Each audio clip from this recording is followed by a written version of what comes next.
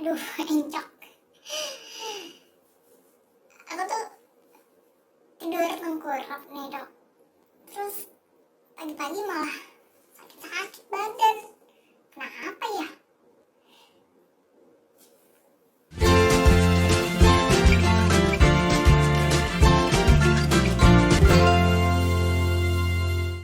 Halo, jumpa lagi di Kamis Medis dengan saya Dr. Nadia. Kita akan bahas medis di hari Kamis. Nah, di Kismis Ramadan kali ini, Kamis Medis spesial Ramadan, saya mau bahas nih tentang bahayanya tidur tengkurap. Nah, terus siapa aja sih yang masih boleh tidur tengkurap? Kita akan terus bahas di video kali ini.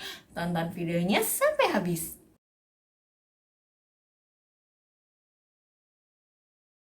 Jadi dalam Islam sendiri, Nabi melarang untuk kita sebagai umatnya tidur tengkurap. Nah, sebetulnya dari segi medisnya ada nggak sih bahayanya? Kita bahas ya. Jadi sebetulnya tidur tengkurap itu memang tidak dianjurkan teman-teman karena ada bahaya dari segi kesehatan atau efek sampingnya lah gitu kalau kita terlalu sering tidur tengkurap. Saya pribadi nih dulu sebelum masuk ke kedokteran suka banget tidur tengkurap teman-teman, memang karena waktu kecil tuh dibiasain sama orang tua untuk tidur tengkurap. Ini cerita tidak mengada-ngada, memang begini faktanya. Terus pas saya masuk ke kedokteran belajar tentang berbagai macam ilmu di kedokteran, terus kayak oh ternyata ada loh alasannya Nabi tuh melarang kita tidur tengkurap. Nah, inilah alasannya. Yang pertama teman-teman, ini adalah mungkin masalah yang menjadi kegelisahan nih kaum perempuan. Jadi kalau tidur tengkurap itu teman-teman bisa mengalami kerutan dini atau cepet tua. Kok bisa? Jadi sebetulnya saat tidur tengkurap kita kan menekan bantal. Nah, si bantal ini akan ada nih gesekan antara wajah kita dengan si bantal gitu sepanjang malam. Nah, saat kita tidur tengkurap di satu sisi, ada studi yang menyatakan bahwa setelah dilakukan penelitian, orang yang suka tidur tengkurap di salah satu sisi wajah, karena kan biasanya untuk tidur tengkurap ini adalah habit ya, adalah kebiasaan, dimana ada preferensi tertentu nih teman-teman biasanya untuk menghadap ke sebelah mana nih, misalnya suka sebelah kanan berarti pipi kanan yang terkena bantal, atau sebelah kiri nanti pipi kirinya yang suka terkena bantal. Nah, di satu studi itu terjadi perbedaan teman-teman antara yang suka tidur tengkurap. Jadi di salah satu sisi wajahnya itu lebih cepat keriput atau lebih cepat mengalami masalah-masalah kulit yang lain, seperti misalnya kalau bantalnya nggak bersih, teman-teman bisa kena jerawat di salah satu sisi wajah saja gitu. Yang kedua, teman-teman bisa mengalami nyeri di bagian tulang belakang. Kenapa? Pada saat tidur tengkurap, bagian batang tubuh kita gampangnya batang tubuh ya, kalau di kedokteran beda lagi soalnya istilahnya. Nah, jadi dari bagian pundak sampai bagian panggul itu tuh sebetulnya nanti akan mendesak ke bagian alas kasurnya. Kenapa? Karena kan ini adalah bagian yang betul-betul punya beban ya di bagian tubuh kita tuh. Nah, hal ini bisa menyebabkan punggung kita lebih melengkung nih teman-teman jika kita sering tidur tengkurap, dan mengubah posisi alami tulang belakang kita. Ini menyebabkan tulang belakang kita jadi kaku, dan saat bangun tuh kita malah pegel-pegel gitu. Ini juga bisa menyebabkan saraf-saraf itu juga berpengaruh ya teman-teman, sehingga nanti teman-teman kalau pas bangun bisa ngerasain selain kaku, nyeri, juga kayak kesemutan rasanya. Yang ketiga, teman-teman bisa mengalami leher yang kaku dan nyeri. Kadang kan ada yang bilang, oh itu salah bantal sebenarnya gitu. Nah, mungkin sebetulnya bukan salah bantalnya teman-teman, tapi posisi tidur teman-teman yang tidak sesuai. Karena kan kita saat tidur kadang suka ngebalik-ngebalik sendiri gitu ya. Saat kita posisi tidur tengkurap, kita kan pasti memalingkan ke salah satu sisi ya leher kita, karena kan nggak mungkin dong kalau kita tidur tengkurap terus kita ngebenamin wajah ke bantal gitu kan, pasti nggak bisa nafas. Nah, saat tidur tengkurap dengan menghadap satu sisi, kita akan lebih cenderung ke sisi tersebut. Tadi kan ada yang pertama bisa kena kerutan ya. Nah, yang lainnya adalah teman-teman bisa nyeri nih di bagian lehernya. Biar teman-teman bisa bernafas kan teman-teman harus melihat di satu sisi. Nah, ini membuat tulang leher teman-teman itu sebetulnya jadi tidak sejajar, tidak pada posisi anatominya. Sehingga adanya tekanan yang bisa membuat leher menjadi kaku dan nyeri nih kalau pagi hari.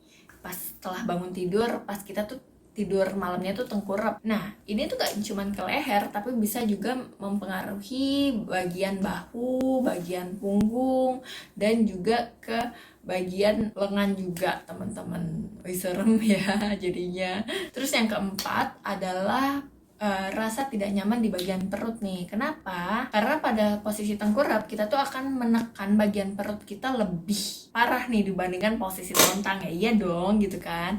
Nah, saat tidur tengkurap ini kita juga menekan organ-organ dalam kita, maupun sebetulnya organ dalam ini dilindungi oleh tulang. Nah, jadi kita bisa menekan bagian jantung gitu, terus juga bisa menekan bagian usus, paru-paru, dan bagian-bagian yang ada di bagian rongga depan kita ya, rongga abdomen kita gitu, rongga perut nih. Pada sebuah studi dinyatakan bahwa saat kita tidur tengkurap, kita butuh kalori yang lebih banyak dibandingkan orang yang tidurnya telentang. Nah, jika teman-teman lama-kelamaan sering melakukan tidur tengkurap, itu di satu studi menyatakan bahwa akan juga bermasalah di bagian pencernaannya, sehingga bisa menjadi sembelit. Apalagi kalau teman-teman obesitas nih, nah itu saat tidur tengkurap itu akan menekan diafragma lebih tinggi nih tekanannya, sehingga akan terjadi rasa tidak nyaman di tubuh teman-teman. Yang kelima adalah masalah pernafasan. Jadi kalau tidur tengkurap itu teman-teman juga bisa mengalami sleep apnea atau tidak bernafas dalam waktu sekian detik gitu.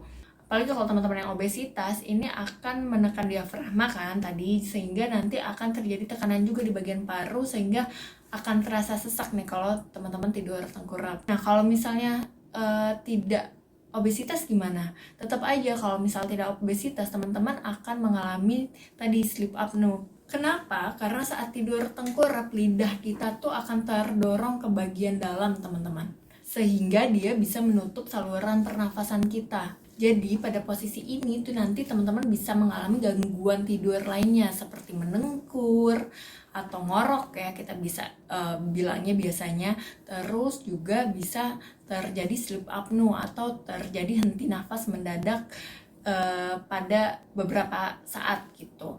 Atau kalau misalnya orang sekarang tuh suka bilangnya ketindihan, padahal sebetulnya itu teman-teman sedang ada masalah di bagian pernafasannya. Untuk ibu hamil boleh nggak sih sebenarnya tidur tengkurap? Nah, kalau untuk ibu hamil sebetulnya pada saat trimester 1 teman-teman masih diperbolehkan nih untuk tidur tengkurap sesekali ya, tapi tetap harus dengan adanya perubahan posisi misalnya. Tapi kalau misalnya untuk trimester 2 dan trimester 3 sebaiknya jangan, karena yang pertama juga akan terasa sesak ya kan, karena perutnya juga udah mulai besar. Nah, yang apalagi kalau trimester 3 ditakutkan akan mengganggu pertumbuhan janinnya. Tidur tengkurap pada ibu hamil juga bisa mengganggu kualitas tidur ibu. Padahal kualitas tidur pada ibu hamil ini sangat penting sekali.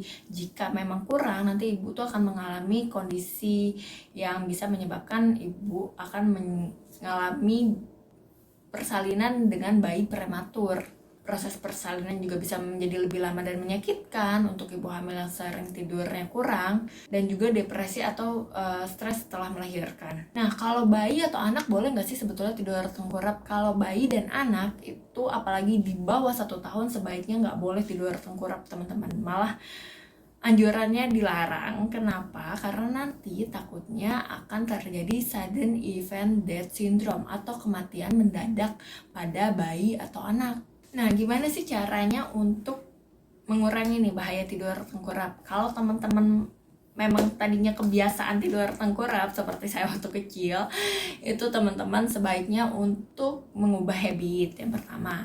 Terus yang kedua, jika memang kita kan nggak sadar nih kalau posisi tidur ya, kadang suka ada yang orang yang tidurnya tuh berubah posisi terus, misalnya tadinya lurus terus tiba-tiba dia jadi belok mana, akhirnya kayak mengelilingi si kasur gitu kan. Nah, itu gimana sih solusinya? Jadi setelah teman-teman bangun, teman-teman harus melakukan peregangan nih biar tidak merasakan nyeri-nyeri di bagian persendian, di bagian tulang, dan di bagian tubuh teman-teman saat bangun pagi hari. Teman-teman juga bisa menggunakan bantal tipis atau malah nggak gunain bantal sama sekali. Kenapa? Kalau kita menggunakan bantal, justru itu kita akan terasa lebih tegang karena kan akan terjadi perubahan posisi nih. Kalau misalnya kita tidurnya tengkurap, sehingga kita tuh kayak lehernya tuh harus miring ke bagian atas gitu kalau kita pakai bantal saat tidur tengkurap. Terus di bagian bawah teman-teman bisa menggunakan bantal tipis sehingga teman-teman bisa tubuhnya tuh nggak terlalu mendelesak ke bawah kasur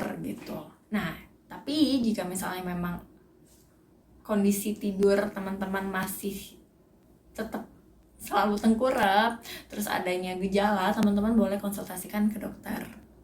Oke teman-teman, jadi kesimpulannya adalah dari segi agamanya memang Nabi melarang kita untuk tidur tengkurap. Ternyata ini sejalan dengan faktanya bahwa tidur tengkurap itu tidak baik untuk kesehatan. Setelah teman-teman tonton video ini, semoga ini bisa bermanfaat dan boleh di-share nih video ini ke teman-teman yang lain yang mungkin biasa tidur tengkurap biar bisa ngubah habitnya. Oke, sampai jumpa di Kismis Ramadan edisi lain. Bye-bye. Assalamualaikum.